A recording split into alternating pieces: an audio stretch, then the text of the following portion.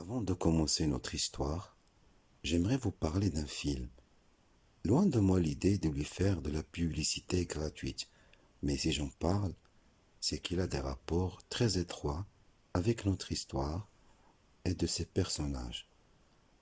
En effet, le film, qui s'appelle en anglais A Quiet Place, traduit en français Sans un bruit, parle de créatures monstrueuses venant d'une autre planète et qui envahissent la Terre. La bonne chose est que ces créatures-là sont aveugles, mais par contre, elles ont l'ouïe très fine et réagissent au bruit. Pour leur échapper, le terrien ne doit faire aucun bruit. L'histoire se passe en Amérique, même si les extraterrestres ont envahi toute la planète. Mais dans notre histoire, cela se passe au Maroc. Les premières victimes sont les femmes. Ce genre de femmes appelées les commères. Cette espèce de femmes qui parlent trop, qui fourrent leur nez partout, qui caquettent comme des poules. Les victimes suivantes sont les politiciens. Ce genre de personnes qui parlent pour ne rien dire, qui parlent trop, qui promettent trop et qui ne tiennent jamais leurs promesses. Et évidemment, il y a les perroquets. Ils y passent tous, jusqu'au dernier. Les coqs y passent. Plus d'oiseaux de malheur qui vous réveillent trop tôt le matin, avec leur maudit cocorico. Les moustiques y passent également. Plus de zonzons. Mais ça ne change rien, puisque de toute façon, tout le monde va mourir. Il y a aussi quelqu'un de notre connaissance qu'on a vu dans la vidéo précédente, qui a été classé champion du bavardage, toute catégorie. Vous en souvenez? J'espère bien. Sinon, ça signifie que vous ne l'avez pas vu. Je parle de la vidéo. Alors, je vous conseille de la voir. À la fin de cette vidéo, la vidéo précédente, vous la verrez apparaître en haut. Ça s'appelle une fiche. Cliquez dessus et regardez-la. Ce n'est pas une demande, c'est un ordre et une menace. Sinon, bien, continuons. Dans notre histoire, il y a une petite fille. Oui, il y a toujours une petite fille. Non, non, ce n'est pas le petit chaperon rouge, ni la petite poussette, la cousine du petit poussé, ni Alice du pays des merveilles. Cette fille qui se fourre dans tous les trous qu'elle trouve. Ni Sophie, l'héroïne du livre Les Malheurs de Sophie, écrit par la comtesse de Ségur. Par contre, Greta Thunberg, elle y passe. Elle n'arrêtait pas de saouler, de bassiner et de déranger tout le monde avec ses discours interminables et incessants sur l'environnement et la protection de la planète. Émissions de gaz par-ci, réchauffement climatique par-là. Quelle pipelette celle-là! Allez, bye, ciao, arrivederci, adios. Donc, l'héroïne de notre histoire, c'est une petite fille de 11-12 ans. C'est le genre de personne introvertie, c'est-à-dire une personne qui préfère la solitude et le calme. Elle n'aime pas se mélanger aux autres, elle n'aime pas les foules. Elle n'est pas forcément timide ni asociale, loin de là. Elle est parfaitement normale. C'est juste qu'elle trouve son bien-être et son bonheur en restant seule dans son petit coin, ce qu'on appelle la comfort zone. Elle aime rester dans son cocon. Un jour, elle se réveille et remarque une chose. Elle n'entend plus le voisin de l'étage au-dessus avec son tapage et sa musique qui réveille tout le voisinage des patrons minés. Patron miné veut dire très tôt, dès l'aurore. Elle n'entend pas non plus le bruit dans la maison. Pas de signe de son petit diable de frère qui allume la télé dès 7 heures du matin et l'empêche de faire la grasse matinée le week-end. Elle n'entend aucun son venant de la cuisine. Pourtant, sa mère est la première à se réveiller, et il est déjà 10 heures. Peut-être qu'elle fait la grasse matinée et ne s'est pas encore réveillée.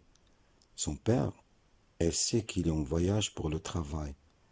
Il n'y a donc aucun souci à se faire de ce côté-là. Elle se lève et inspecte toutes les chambres.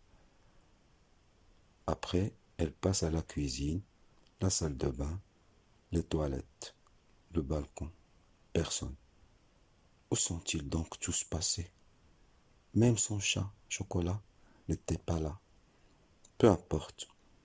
Elle se prépare un solide petit déjeuner et revient au salon avec son plateau pour regarder son émission préférée. Pas de chance. La télé ne marche pas. L'écran affiche de la neige. Pas de souci. Elle allume le PC et regarde la chaîne YouTube de son maître de français préféré. Elle met des likes partout, à toutes les vidéos, mais n'écrit aucun commentaire. Elle est très réservée, même sur le plan de l'écriture. Elle clique sur la dernière vidéo postée. Bizarre, aucun commentaire, ni like, ni vue à propos de cette vidéo. Pourtant, d'après la date, elle a été postée il y a 2 jours. Elle n'est pourtant pas privée. Pourquoi personne ne l'a encore vue?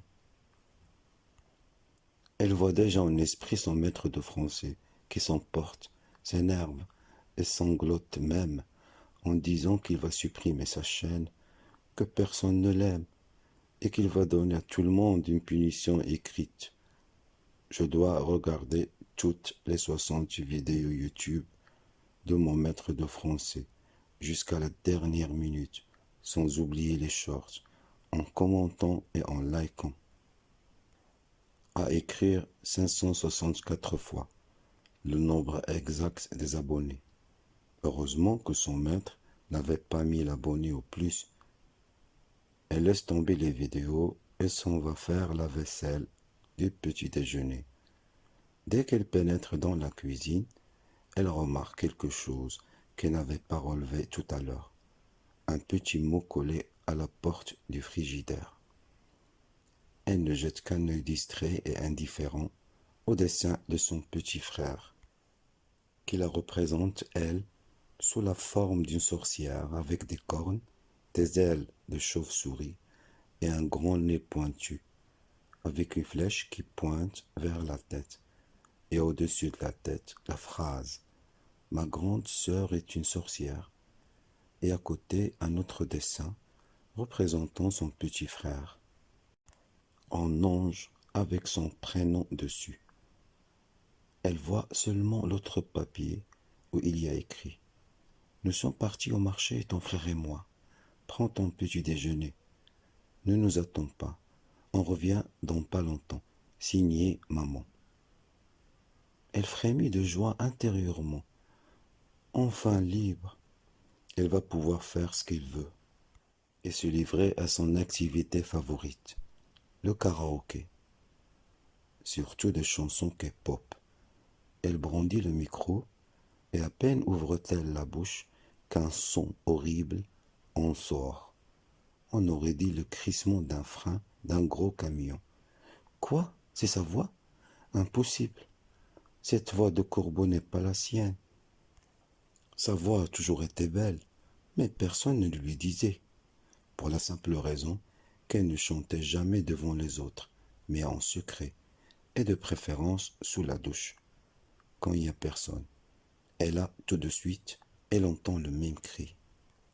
Mais cette fois-ci, il ne venait pas de sa bouche, mais de la rue. Quel soulagement! Pendant un bref moment, elle avait failli croire que c'était sa propre voix. La voix horrible venait de la rue. Elle se précipite vers la fenêtre, et là, un spectacle horrible se présente à elle. Dans la rue, elle voit une créature de cauchemar. C'est un mélange d'araignées poilues et de lézards, avec une longue queue terminée par un dard pointu, des griffes et des épines sur toute la longueur du dos, et une gueule énorme avec 2 rangées de dents longues et aiguisées comme des rasoirs. Le monstre était en train de croquer la tête de quelqu'un. Elle regarda mieux et vit que c'était sa voisine, cette petite peste de 14 ans qui lui tirait toujours les cheveux. Quand elle la croisait dans les escaliers, bien fait pour elle, bon débarras. Notre héroïne, à cet instant, eut une pensée terrible. Où était passée sa famille? Était-elle à l'abri ou... Elle n'osait pas y penser. Il fallait faire quelque chose. Il décida de partir à leur recherche. C'est vrai que son petit frère était lui aussi une petite peste dans son genre. Mais quand même, c'était sa famille, après tout. Dans la rue, il y avait des tas de ces créatures extraterrestres et des tas de personnes, partout, sur le sol, mortes. Les premières pourchassaient les deuxièmes. Les victimes criaient. Et cela attirait encore plus de monstres qui, rappelons-le, étaient attirés par le bruit. Rares étaient les gens qui l'avaient compris. Parmi ces personnes-là, les survivants, notre fillette remarqua un vieil homme caché derrière une voiture. Le vieil homme lui fit signe de se rapprocher, de se cacher avec lui. Dès qu'il fut à côté de lui, le vieux monsieur lui dit dans un murmure, en chuchotant et en fronçant le nez, comme s'il reniflait une mauvaise odeur. Dis-moi, petite, vous avez un chat chez vous? La fillette hocha la tête, en signe d'affirmation. Le vieux écarquilla les yeux et, sans prévenir, éternua 3 fois de suite, violemment. Atchoum, atchoum, atchoum. Et dans le silence mortel de la rue, ce fut comme un coup de tonnerre. Pauvre vieux, il avait l'allergie aux poils de chat. Et des poils de chat, il y en avait des milliards sur la chemise de notre fillette. Et plus précisément, les poils de chocolat du chat de la fillette qui s'appelait Chocolat. Une seconde après, le vieux disparut, emporté par un monstre, attiré par le bruit de l'éternuement. Notre héroïne passa le reste de la journée à errer dans les rues, sans but, sans objectif. Rien ne lui arriva, puisqu'il n'y avait aucun risque qu'un monstre l'entende, vu qu'elle restait silencieuse à 99% dans la journée, à part les fois où elle chantait sous la douche ou au karaoké, quand il n'y avait personne. Pauvre fille, condamnée à rester seule dans le monde. Mais en y réfléchissant, c'était une bonne chose, non? Vivre dans un monde de silence et de tranquillité, sans le bavardage des gens, les klaxons, les commérages des vieilles femmes, les cris des bébés insupportables la nuit, le volume des télés mis très fort, etc.